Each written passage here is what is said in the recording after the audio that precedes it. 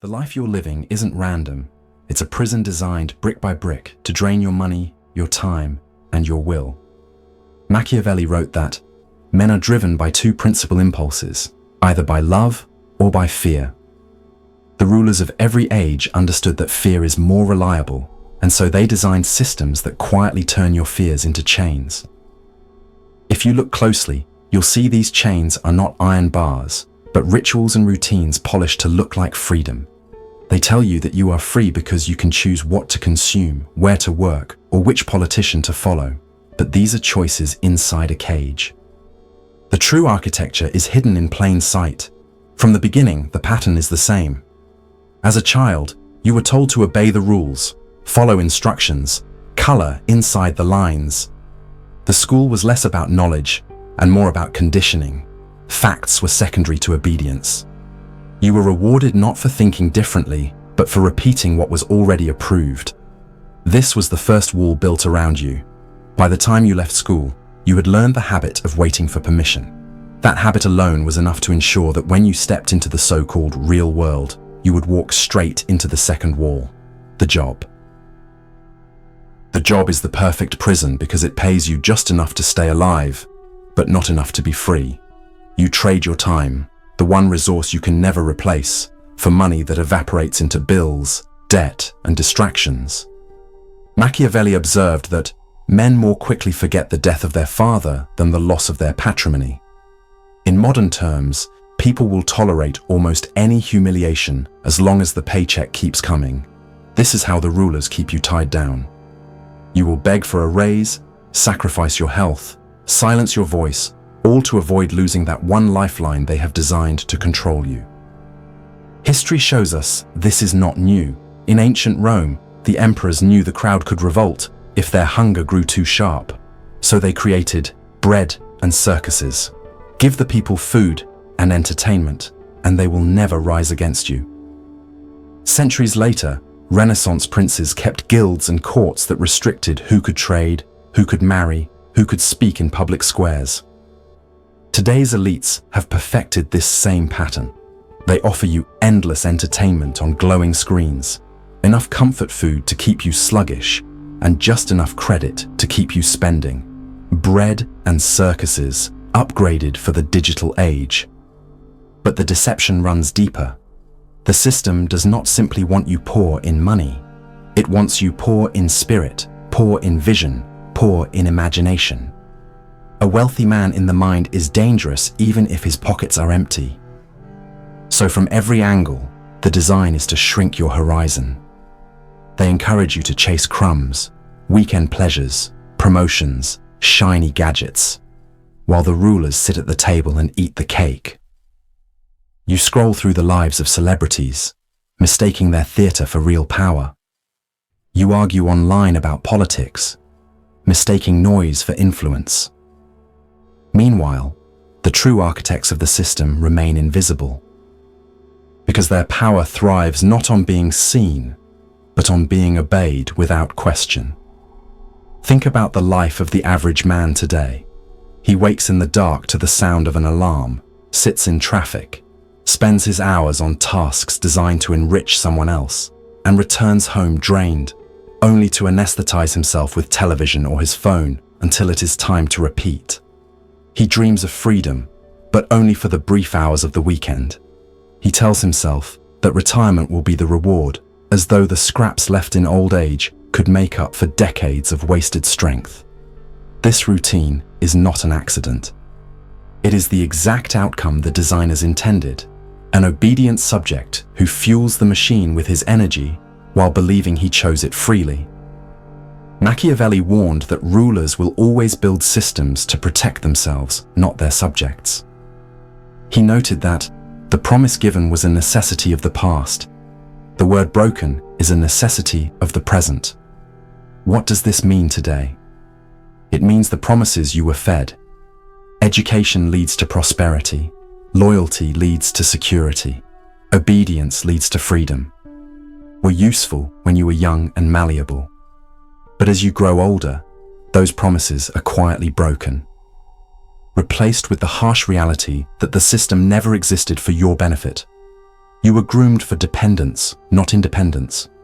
This is why you feel the invisible weight pressing down on your chest. Deep down, you sense that you are not living your life, but playing a role written for you. The pressure of debt, the fear of unemployment, the endless cycle of paying bills, all of it is designed to keep you in check.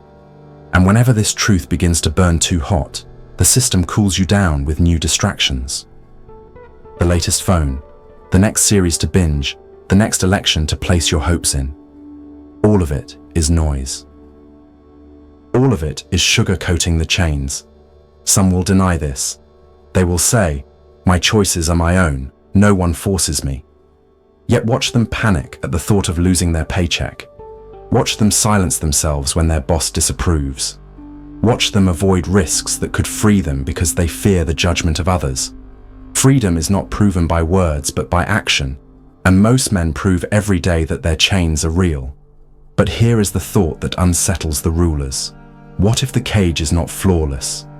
What if the system, carefully built to trap billions, has cracks?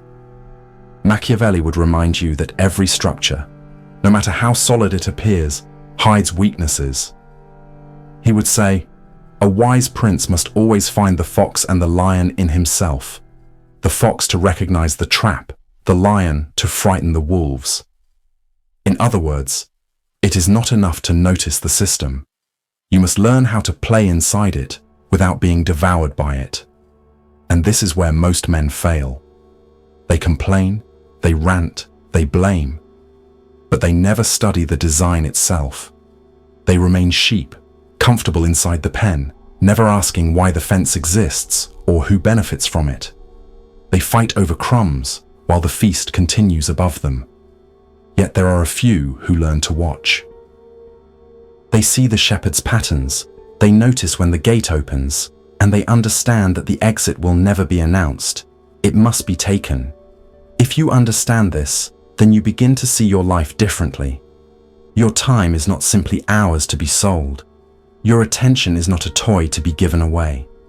Your energy is not fuel for someone else's dream. These are resources, and whoever controls them holds the real power. If you give them away blindly, you are weak. If you guard them and deploy them strategically, you are already on the path of the rulers. The architecture of the trap is clear now. But the question is not whether the system is strong. The real question is whether you will continue playing your role in it. And that is where Machiavelli's lessons become dangerous, because he never wrote for the obedient. He wrote for those willing to see through illusions, to trade comfort for control, to stop living as pawns and begin moving like players. But to move like a player, you must first understand the psychology that keeps men obedient. Because without seeing how deeply fear and dependence have been sewn into you, you will never be able to break them. And that is where we go next. If the architecture of the trap is the walls that surround you, the psychology of obedience is the invisible glue that keeps you from ever testing those walls. Machiavelli observed that men in general judge more by the eye than by the hand, for everyone can see, but few can feel.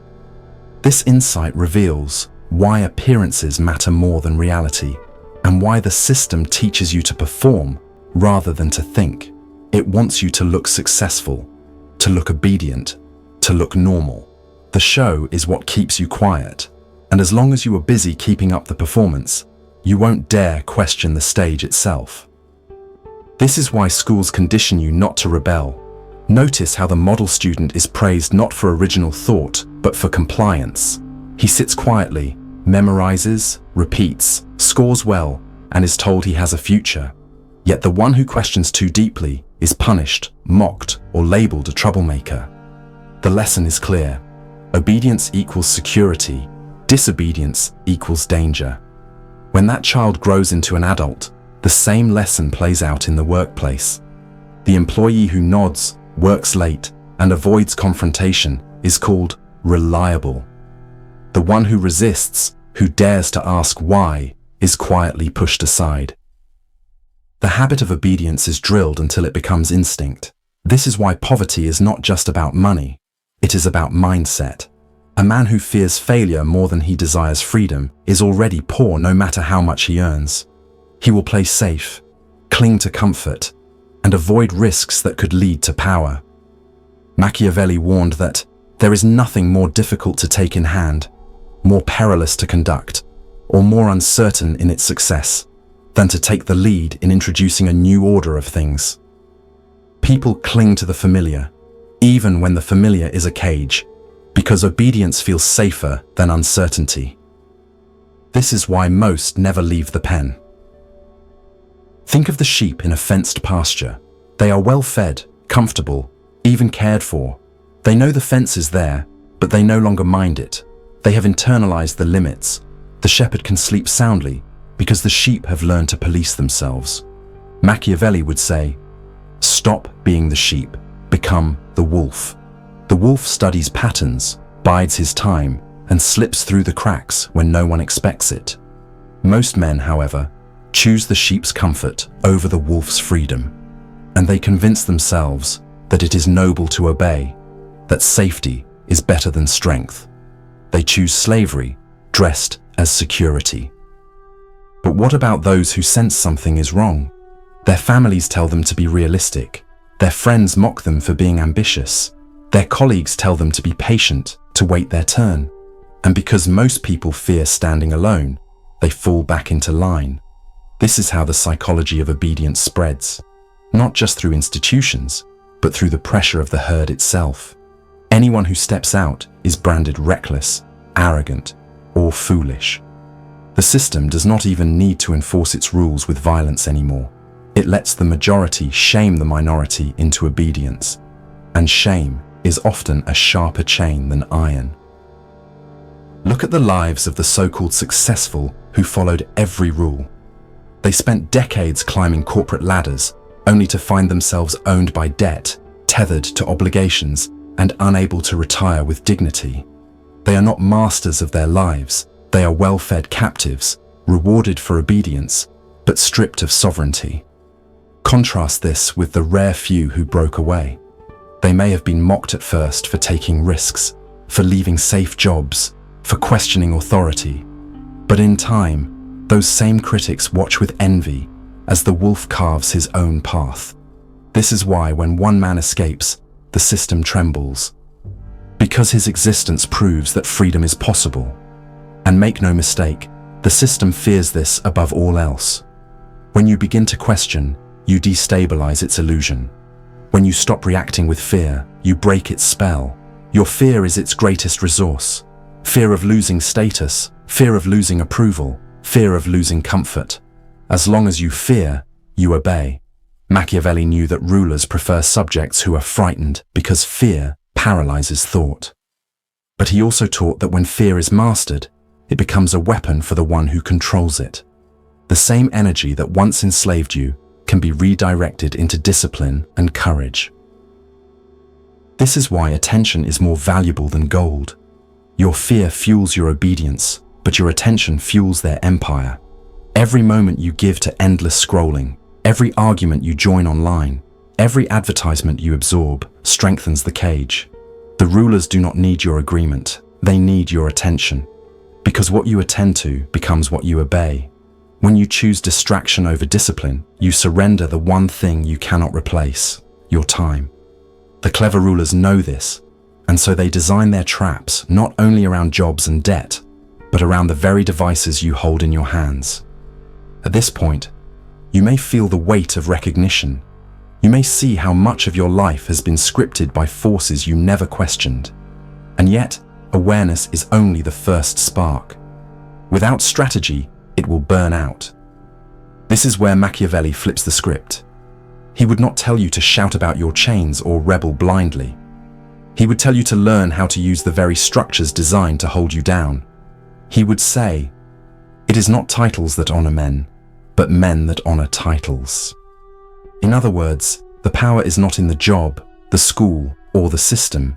It is in how you play them. But before we reach the weapons of escape, you must understand this. Obedience is not broken by anger. It is broken by strategy. Rage without direction only feeds the rulers. But discipline, silence, and cunning create cracks in the wall, and it is through those cracks that the wolf slips free. Now the question becomes, how do you use the same rules designed to bind you as tools for liberation? How do you turn obedience into leverage, fear into strength, and silence into power? That is where Machiavelli leads us next. If the psychology of obedience explains why most remain trapped, then the weapons of escape reveal how the few break free. Machiavelli never urged men to destroy systems head-on. He knew that those who attack a fortress directly are often crushed by its walls. Instead, he taught rulers and players alike to move with cunning, to bend rules rather than shatter them, to use the system's strength against itself.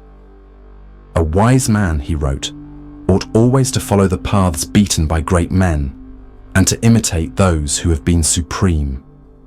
The path is not rebellion for its own sake. It is strategy, patiently executed until power shifts into your hands. The first weapon is silence. The system thrives on your oversharing.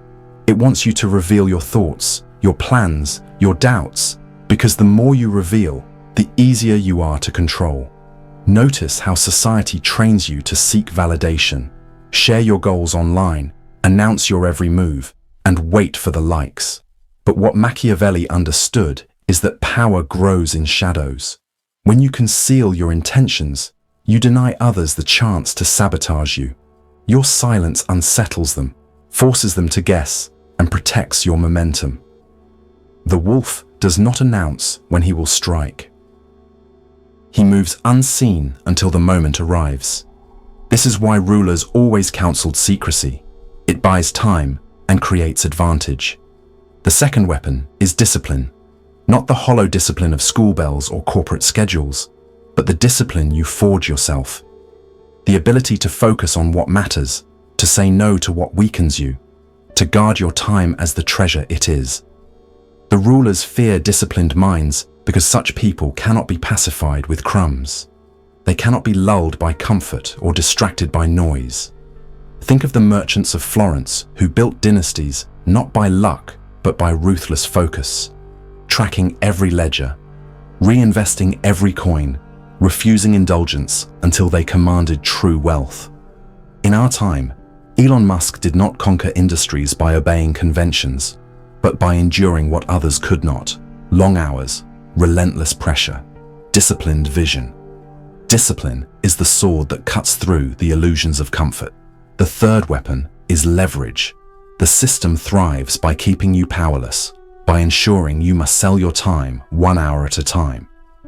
But the moment you build leverage, you flip the game. Leverage comes in many forms. Financial, when your money works for you rather than the reverse. Social, when networks of trust and influence open doors others cannot see. Intellectual, when your knowledge allows you to spot opportunities hidden to the crowd. A man with leverage is no longer a beggar. He chooses, he commands, he dictates terms. That is why rulers build castles, control armies, or in modern terms, own companies and media. Leverage multiplies force and makes the system serve you instead of enslaving you. But notice something subtle here. The system does not survive by force anymore. It survives by consent. The rulers no longer need chains of iron. They use contracts, loans, and subscriptions. They no longer need whips. They use interest rates, policies, and entertainment. Most people willingly chain themselves, mistaking comfort for control. They sign their own shackles and then defend them. They tell you debt is normal, jobs are secure, distractions are harmless. They laugh at those who dare step outside. And in their laughter, you see the truth. Obedience is voluntary. The cage endures because most accept it. This is why the escape must begin not with anger, but with questioning. Every time you are told, "This is how it's always been done," ask, "Does this serve me or does it serve them?" Every time you feel fear, ask, "Whose power does this fear protect?" Every time you feel pressure to conform, ask, "Who benefits if I stay quiet?" These questions turn slaves into strategists. They awaken the fox inside you, teaching you to see traps where others see traditions. And once you see, you cannot unsee.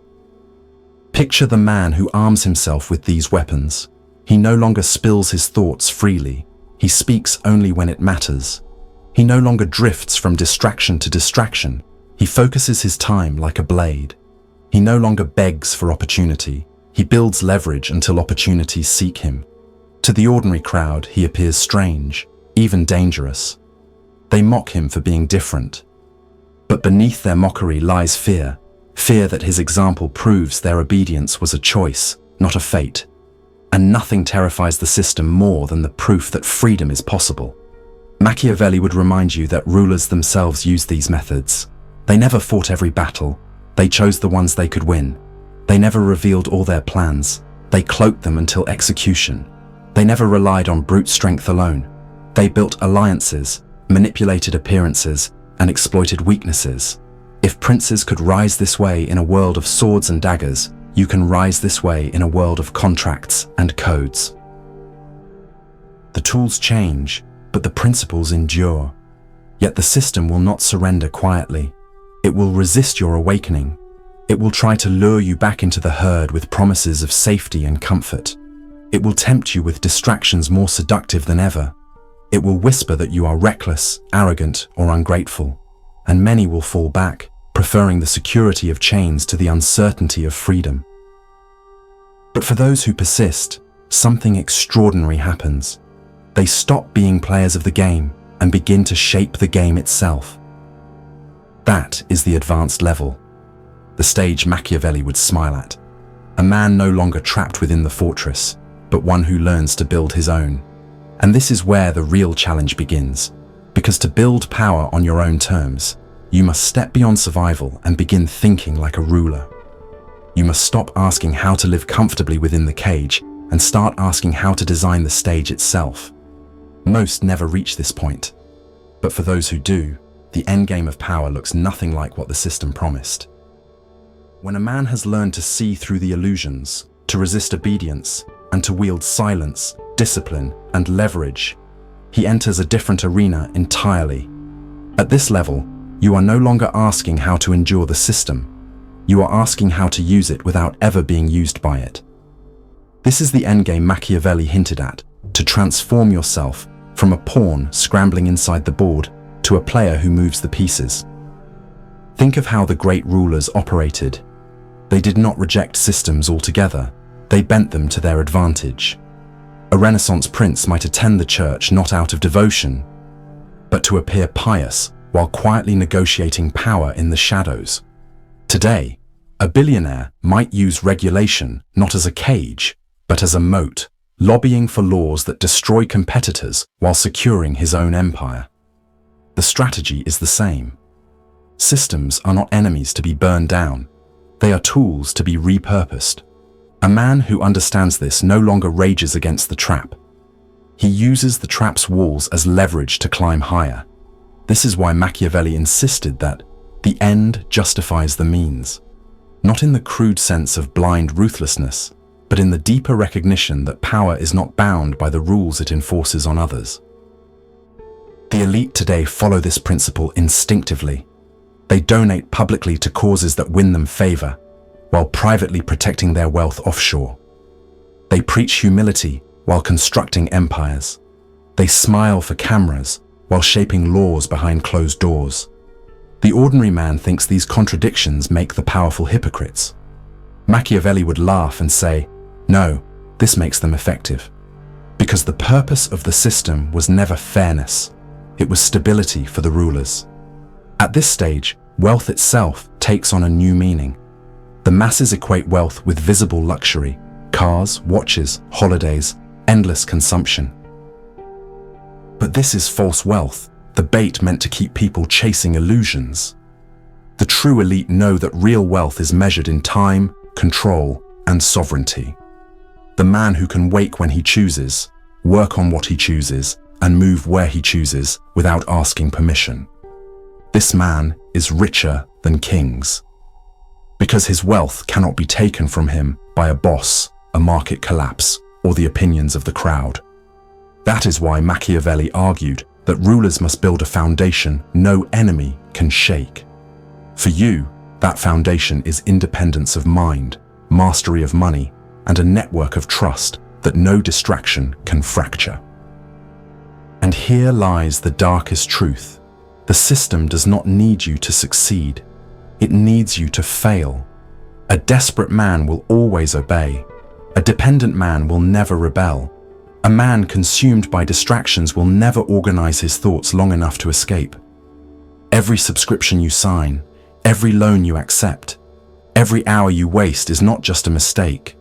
It is fuel for their machine. That is why your acts of independence are more than personal victories. They are quiet rebellions. Every dollar you save, every skill you master, every chain you refuse becomes an act of war against the architecture designed to keep you weak. Yet you must understand, the path is not glorious in the eyes of the many. The system will not clap for your defiance. It will mock you, resist you, punish you when possible. Your family may tell you to settle. Your peers may call you reckless. Your colleagues may whisper that you are arrogant.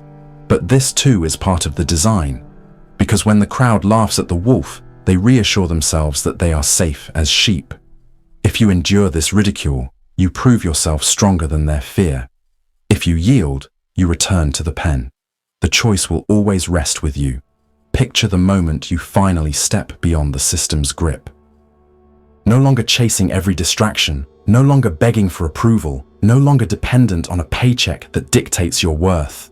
Imagine the calm of knowing that your wealth multiplies even as you sleep, that your time belongs to you, that your voice cannot be silenced by those who depend on your obedience. That is the state Machiavelli would call true power, not the illusion of success, but the reality of sovereignty. Because sovereignty is not about ruling nations. It is about ruling yourself so completely that no prince, no banker, no politician can bend you. And here is the final warning. Most will never reach this point. Not because the door is locked, but because they refuse to see the window standing open beside it. They will waste their best years chasing comfort, mistaking distractions for joy, and clinging to obedience as though it were virtue. They will live as pawns, proud of the small rewards handed down to them, never daring to notice how much of their life was stolen. But if you are still listening now, then perhaps you are not like them. Perhaps you are one of the few willing to sharpen yourself into a weapon, to carry the discipline of a soldier and the cunning of a fox, to walk silently out of the pen and never return.